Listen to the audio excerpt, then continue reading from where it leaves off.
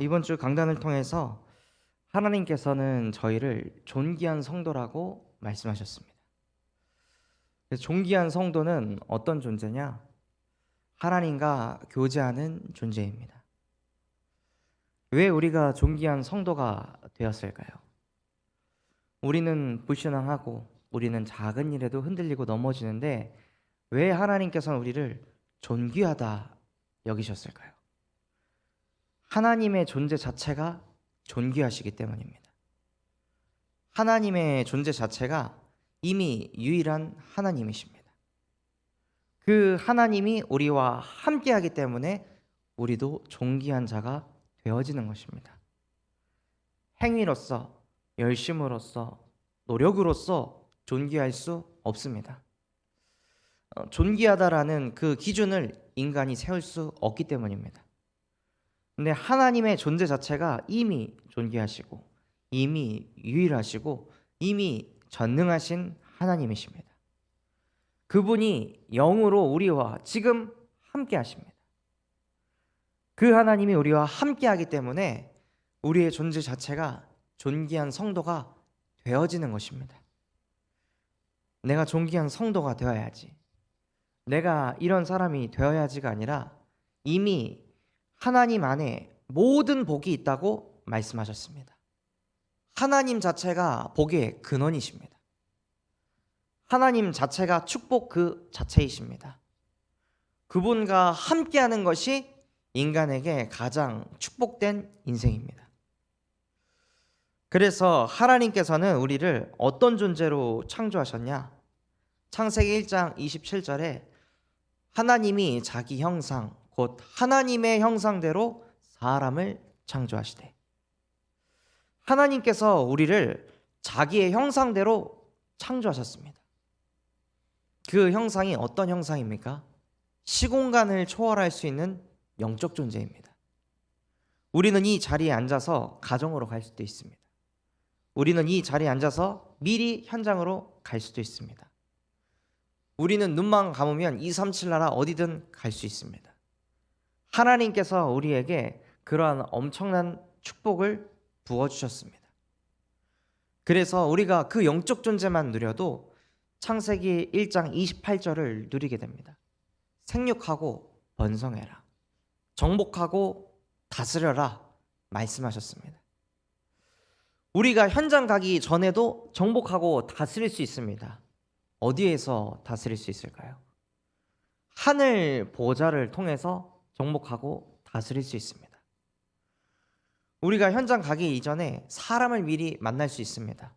영의 세계에서 나와 갈등 있는 그 사람, 나와 불편한 그 영혼, 미리 이 교회 성전에 앉아서 눈을 감고 미리 만날 수 있습니다.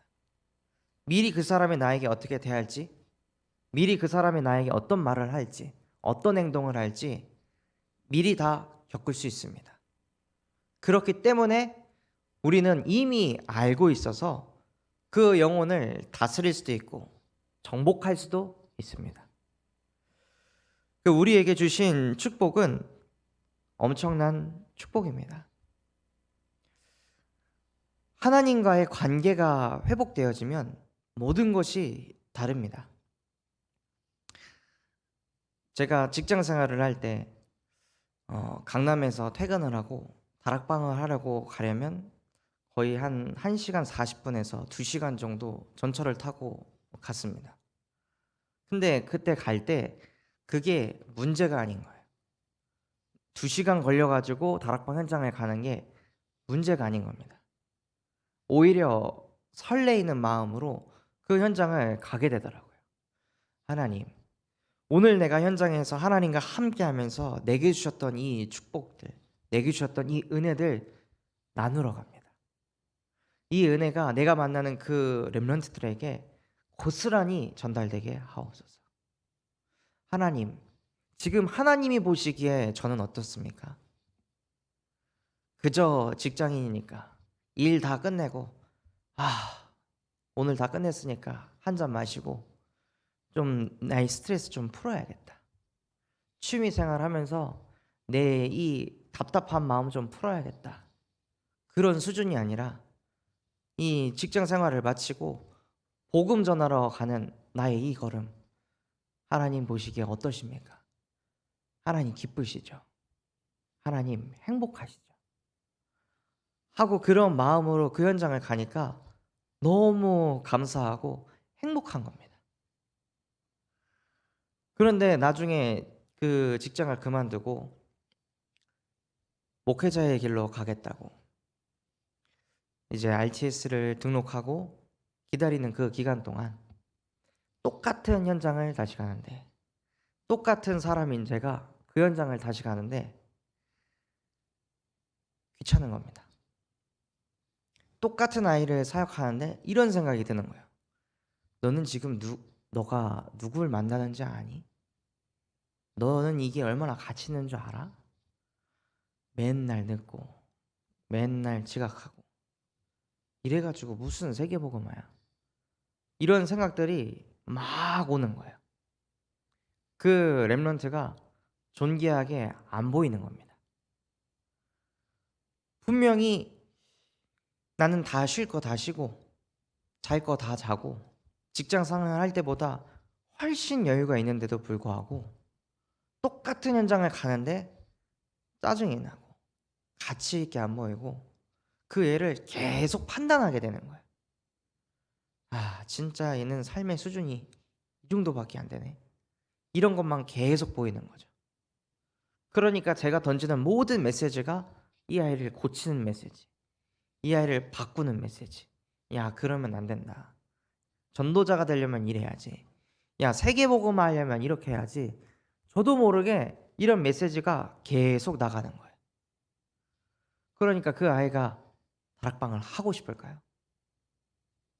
그러니 사역이 하나씩 하나씩 닫히는 겁니다. 그러다가 나중에는 아무것도 못하고 있는 제 자신을 보게 됐습니다. 그때 내가 도대체 뭘 잘못했을까? 아니, 하나님, 내가 잘 다니던 그 직장 두고 모두가 하지 말라고, 모두가 그 길로 가지 말라고. 아니, 지금 기업도 잘 성장하고 있는데 네가 가진 그 주식의 가치도 점점점 높아지고 있는데 왜 그거 다 내버려 두고 그 길로 가냐? 그 사람의 말을 듣지 않고 내게 주신 언약을 붙잡고 본토 친척 아비의 집을 떠나서 내게 보일 그 땅으로 갔는데 저는 왜 이렇습니까? 왜 사역이 안 됩니까? 왜 후대들이 죽어갑니까? 왜 사람들이 나를 만나려고 하지 않을까요? 나 이렇게 모든 걸 다 걸고 내 인생을 다 바쳐서 하나님의 종으로 쓰임 받도록 결심했는데 왜 그렇습니까? 하고 질문을 하는데 발견이 되더라고요. 너는 사역 잘 되는 거에 관심 있지. 나와 함께 하는 거엔 관심 없잖아. 너는 복음으로 안 행복하잖아. 네가 복음의 말씀을 전했더니 그 아이가 바뀌고 다락방 한 명으로 시작했는데 2명이 되고 3명이 되고 7명, 8명, 10명, 12명 막 번성하고 뻗어가니까 그걸로 그 맛으로 사역했지. 진짜 하나님과 함께하면서 행복했냐? 그 질문을 제게 딱 주시더라고요. 그런 상태에서 RTS에 가게 됐습니다. 그 속에서 훈련받는데 딱 그런 말씀을 하시더라고요. 그리스도를 영접한 사람에게 미자립이 있을 수 있습니까? 제 머릿속에 무슨 생각이 가득했냐면 내가 미자립 교회에 있어서 우리 아버지가 미자립 교회 목사라서 그래서 안 되는 거다. 강단이 죽어서 안 되는 거다. 강단에 사람을 살리는 복음이 안 나오니까 안 되는 거다. 계속 그 생각을 하면서 있으니까 제가 완전히 병든 상태에서 RTS 가게 됐습니다. 근데 그곳에서 교수님들이 말씀하시더라고요. 예수는 그리스도이시고 살아계신 하나님의 아들이십니다. 그분이 십자가에서 모든 문제를 끝내셨습니다. 근데 뭐 강단이 어쩌고 목사님이 어쩌고 우리의 교회가 어쩌고 뭐가 미자립입니까? 그리스도를 믿지 않는 그 믿음 자체가 미자립입니다. 그것이 바로 불신앙입니다. 근데 우리가 못 막습니다. 그 미자립된 믿음, 미자립된 신앙 못 막습니다. 그래서 창세기 3장 15절 여자의 후손이 와서 미자립 되도록 만드는 사단의 머리를 박살내셨습니다. 하고 선포하시더라고요. 그때 제 영이 치유되는 걸 느꼈습니다. 하나님, 죄송합니다. 내가 믿는 예수는 그리스도이시며 살아계신 하나님의 아들이신데 다른 거 믿었습니다. 미자립이다. 우리 교회는 안 된다. 우리 목사님은 안 된다. 이 정도 교회 규모로는 안 된다. 안 된다를 믿고 있었습니다. 그러나 예수께서 내게 다시 질문하셨습니다. 그런 상황, 현실 속에 너희는 나를 누구라 하느냐? 주는 그리스도이시며 살아계신 하나님의 아들이십니다. 이것을 고백하기를 하나님께서 기다리셨구나. 이것을 깨닫기를 하나님께서 기다리셨구나. 그래서 우리가 믿는 그 그리스도는 유일한 그리스도이십니다. 사단의 일을 박살내시고 하나님을 떠난 원죄 문제를 끝내시고 지역 배경의 모든 문제를 십자가에서 못 박혀 죽고 부활하시면서 다 끝내셨습니다. 그래서 오늘도 우리가 무엇을 믿냐면 그분을 믿는 것입니다. 우리의 상황과 현실과 환경을 믿는 것이 아니라 오직 한 분, 나는 그리스도만 믿습니다. 나는 그리스도만 믿는 하나님의 자녀입니다. 라고 고백하시는 겁니다.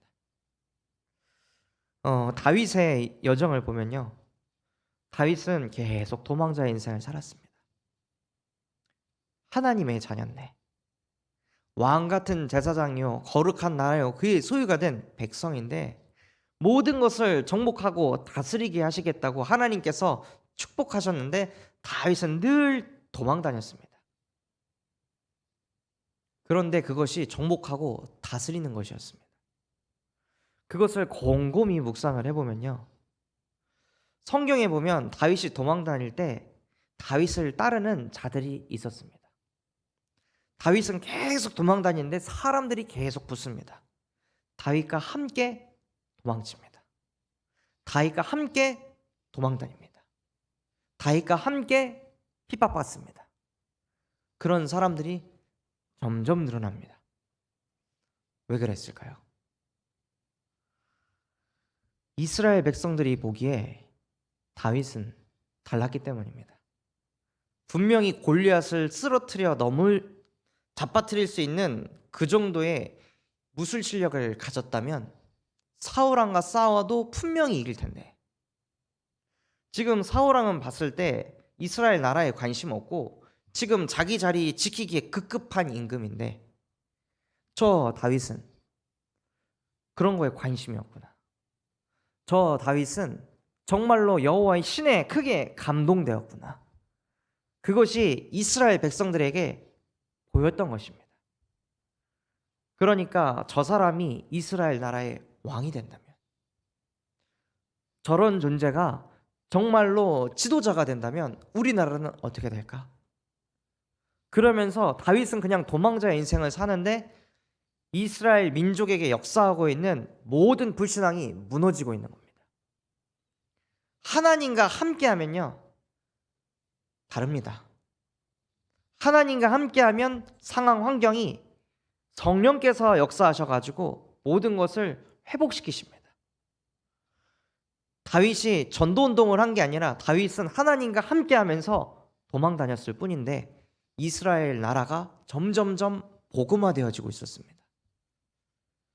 다윗은 하나님과 동행했을 뿐인데 여호와가 나의 목자이시기 때문에 나는 부족함이 없으리로다.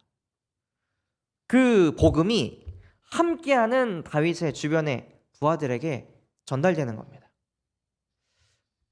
뭘까?